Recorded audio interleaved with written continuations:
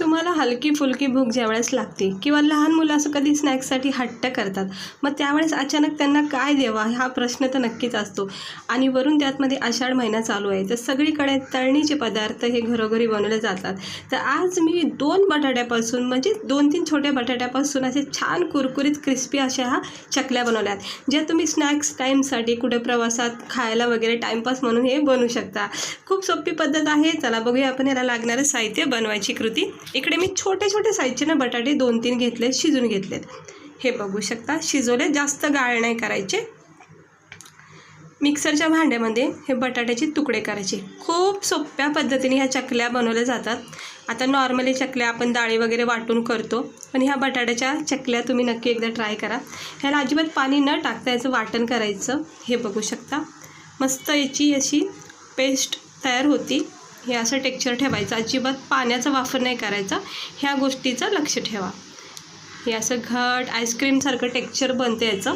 मग एक असं आपलं जे पीठ मळायचं प्लेट असतं ना, ते घ्यायचं, म्हणजे आपण त्याला परात बोलतो. आता मी हे माझं नॉर्मली पीठ मळायचं परात आहे, त्याच्यामध्ये मी 1 मोठी वाटी गव्हाचं पीठ घेतलं आहे.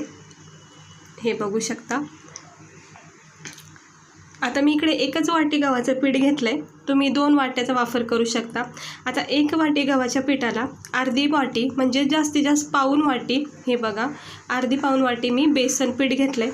म्हणजे जर तुम्ही 2 गव्हाचं पीठ म्हणजे 2 वाट्या गव्हाचं पीठ घेतलं तर त्याच्यामध्ये 1.5 वाटी बेसन पीठ टाका. हे बघू शकता. चवीनुसार मीठ टाकायची. ह्याच्यामध्ये जिरे टाकायचे. जिरे, तीळ वगैरे जे पण तुम्हाला चकलीमध्ये आवडते ते टाकायचं. त्यानंतर अर्धा चमचा हळद टाकायचा. खूप चांगला रंग येतो चकलीला. आणि इथे लाल तिखट. आता तिखट तुम्ही आवडीनुसार इकडे टाका, कमी जास्त. तर मी थोडंसं 1-1.5 चमचा टाकला आहे. चांगलं मस्त तिखट लागतात. आणि थोडा गरम मसाला, थोडासा धना पावडर वगैरे काही तुम्हाला आवडत असतील ते मसाले टाकायचे. हे मी इथं तुपाचं मोहन तयार करून घेतलं आहे, म्हणजे नॉर्मल याला कोमट असं गरम करून घेतलं आहे. याने काय होतं, चकल्या एकदम खुसखुशीत होतात आपल्या. जसं जसं वेळ जाईल तसं तसं छान कडकपणा, क्रिस्पीपणा होतो. आता आपण ही जी वाटून घेतलेली बटाट्याची प्युरी आहे ना, ती याच्यामध्ये टाकायची. हे बघू शकता. एकदम सगळी नाही टाकायची पिठामध्ये, थोडी थोडी करून ही प्युरी टाकून घ्यायचं. अजिबात इथे पाण्याचा वापर लागत नाही आपल्याला ह्या बटाट्याच्या प्युरीमध्ये. आणि जे आपण तुपाचं मोहन टाकले ना, त्याच्यामध्ये हे पीठ मळलं जातं. जर पीठ पातळ वाटत असेल ना, तर तुम्ही बेसन पीठ आणि थोडंसं गव्हाचं पीठ किंवा तांदळाचं पीठ इथे टाकू शकता. हे असं मिक्स करून आपल्या नॉर्मल चकलीच्या पिठावाने याला मळून घ्यायचं. हे बघा किती छान नरम सॉफ्ट हे पीठ मळलं जातं. अगदी 5 मिनटामध्ये. थोडा वेळ दिला तर खूप छान असं नरम सॉफ्ट हे चकलीचं पीठ मळलं जातं. बस ह्याच्या पुढची प्रोसेस सेम आपण जे चकल्या करतो ना दिवाळीला फराळाच्या, सेम तशाच करायच्या आणि याला फ्राय करायचं. पण पद्धत म्हणजे बेसन पीठ, गव्हाचं पीठ आणि बटाटे वापरून हे आपण पहिल्यांदा करतो. हे बघा छान असं पीठ मळलं गेलेलं आहे. याला थोडा वेळ द्यायचा, 10 मिनटं ठेवायचं, म्हणजे छान सेट होऊन जातील सर्व मसाले याच्यामध्ये आणि पीठसुद्धा नरम सॉफ्ट पडलं जातं. आता झाले 10 मिनटं. वरून मी याच्यामध्ये थोडेसे तीळ टाकलेत. तीळसुद्धा टाका, कारण मी पीठ मळताना तीळ नव्हते टाकले, बघू शकतात. आता चांगलं पीठ झाले आपलं नरम सॉफ्ट. थोडंसं हाताने याला असं प्रेस करायचं आणि याचे 2 तुकडे करायचे आणि याला असं हाताने सेट करायचं. सेम आपल्या चकल्या ज्या असतात ना, अगदी तशाच बनवायच्यात. आता हे मी उंडे करून घेतलेले आहेत आपल्या चकलीच्या पिठाचे. गव्हाचं पिठाच्या जागी तुम्ही मैदा वगैरे सुद्धा वापरू शकता किंवा तांदळाचं पीठसुद्धा वापरू शकता.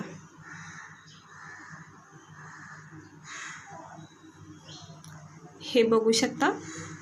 आता आपण काय करायचं, हे आपलं जे चकलीचं हे असतं ना, पात्र असतं ना, चकली पात्र सगळीकडेच असतं घरोघरी. हे आपल्या दिवाळी फराळासाठी आपण आणून ठेवतो. तर हे माझं दिवाळीचंच भांडं आहे, खूप वर्षापासून आहे, म्हणजे जपून सांभाळून ठेवलं आहे. खूप चांगलं आहे आणि चकल्या शेव वगैरे पडल्या जातात, तर मला खूप आवडतं म्हणून मी याला जपून ठेवलेलं आहे. तर हेच मी वापरते. थोडंसं असं तुपाचं जे आपण उरलेलं मोहन आहे ना, त्याचं थोडासा हात लावला आहे, जेणेकरून काय होतं, व्यवस्थित चकल्या आपल्या पडल्या जातात. आता हे थोडेसे पातळ अशी लाटी करायची आणि याच्यामध्ये सेट करायचं. आता हे काही सांगायसारखं नाही, कारण चकल्या ह्या आपल्या सगळ्यांनाच येतात बनवता. सेम प्रोसेसनीच करायचं आहे. ह्याला असं पॅक करायचं. हे बघा असं मस्त पॅक करायचं. तोपर्यंत कढाईमध्ये तेल तापत ठेवायचं. चांगलं कडकडून तेल तापून घ्यायचं आणि मग थोडासा मंद गॅस ठेवायचा.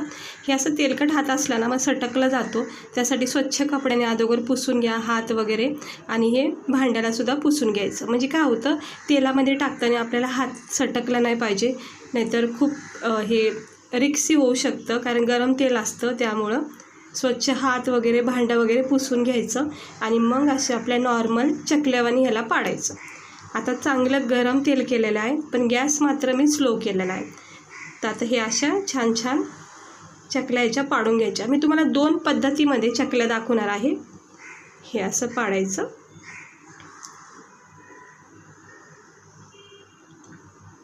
त्यानंतर हे असं. आता मी इथं ह्या चकलीला ना मी गव्हाचं पीठ वापरलं आहे. तुम्ही मैदासुद्धा किंवा तांदळाचं पीठसुद्धा वापरू शकता. कुठल्याही पिठामध्ये ह्या चकल्या तयार होतात. आता ह्याला चांगल्या 4-5 पाडून घेतल्यात. ह्याला मंद आचेवर थोडासा मिडियम गॅस ठेवायचा, अगदीच मंद नाही ठेवायचं आणि जास्त हाय फ्लेमवर नाही तळायच्या. कारण काय होतं, हाय फ्लेमवर अगदी कडकपणा तयार तर होतोच झटकेपट, पण काय होतं आतमधला कच्चापणा मात्र तसाच राहतो. त्यामुळं मंद आचेवर छान खरपूस याला तळून घ्यायचं. जितकं तुम्ही याला स्लो गॅसवर वेळ देताना तितकं छान आपल्या ह्या चकल्या मधला क्रिस्पीपणा जो असतो ना भरपूर वेळ राहतो. तर बघू शकता याचा रंग किती सुंदर आला, अगदी लाल भडक असं क्रिस्पी झालेले आहेत. तर ते मी काढून घेते सगळ्या. हे बघू शकता मस्त झालेले आहेत, एकदम लाल लाल भडक. आता मी तुम्हाला दुसरी स्टेप सांगते चकल्याची. एक प्लेट घ्यायचं आणि दुसरा जो बॅटर असेल ना तो भांड्यामध्ये भरायचा आणि असं प्लेटमध्ये, म्हणजे नॉर्मल मी दिवाळीच्या चकल्या अशाच करते. मोठा पेपर आथरते आणि अशा भरपूर चकल्या पाडून घेते. तर ही पद्धत पण नक्की ट्राय करा, खूप सोप्या जातात. म्हणजे तेल सांडायची किंवा पडायची पण भीती नाही. अगदी अलगद उचलून आपण तेलामध्ये ही चकली टाकू शकतो. हे बघू शकता. हे अशी सोप्या पद्धतीने स्लो गॅस ठेवायचा आणि एक एक करून असं हलक्या हाताने चकल्या सोडायच्या. ही सोपी पद्धत आहे. पहिल्या पद्धतीपेक्षा ही सोपी पद्धत आहे चकली पाडायची. हे बघा मस्त रंग तयार झाला आहे. आता मी ह्या काढून घेते. ह्या छान अशा खरपूस भाजलेल्या आहेत, क्रिस्पी होणार आहेत भरपूर अशा. आता मी काढून एका प्लेटमध्ये सर्व करते. तर बघू शकता टिश्यू पेपरवर मी याला सेट केलेला आहे. म्हणजे जे पण काही एक्स्ट्रा ऑइल असतो तो आतमध्ये राहून जातं, म्हणजे पेपरवर. तर बघा थोडाच वेळ झाला आहे काढून, अगदी 2 मिनटंच झालेत.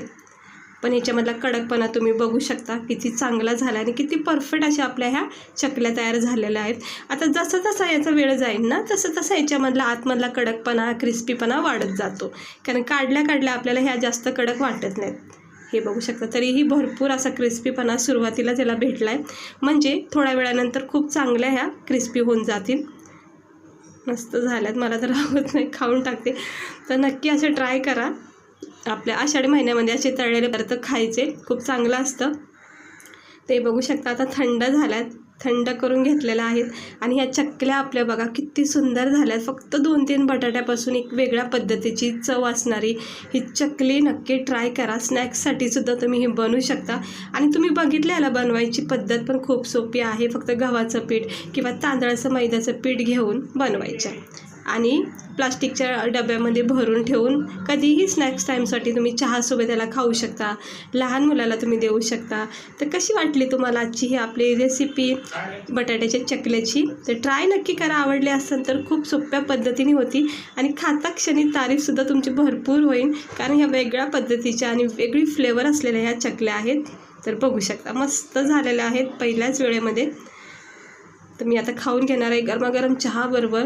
तर चला भेटते मी तुम्हाला पुढच्या व्हिडिओमध्ये एक अशाच रेसिपीसह. स्वस्त रहा, मस्त रहा. व्हिडिओ आवडला असेल तर लाईक करा.